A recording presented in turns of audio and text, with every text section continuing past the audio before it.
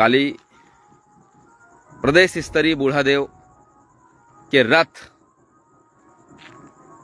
बूढ़ा तरियाले, राजधानी के बूढ़ा तरियाले निकल ही।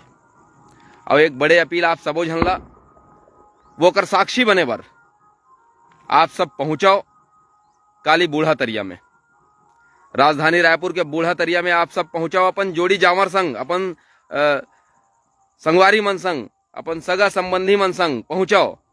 और संग में कांसा के कोई जिनिस जरूर लेके आवो, ताकि कांसा दान के ये महापर्व ला काली बूढ़ा तरिया के पार ले जनवाबो।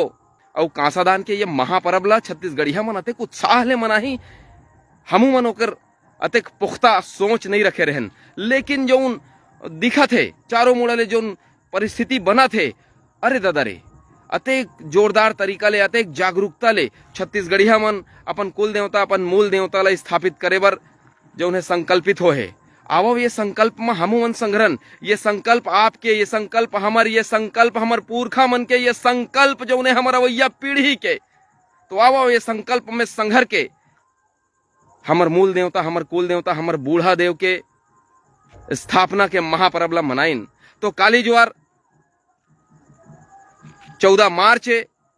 और आप सब बड़े बिहनिया ले उठ के अपन पठौहा ले कांसा के कोई जिनिस ला निकाल लो, थारी, बटकी, बटलोही, बांगा, गिलास, वो कुछ भी हो सकते जिन रूप धर ही हमर बूढ़ा देव के।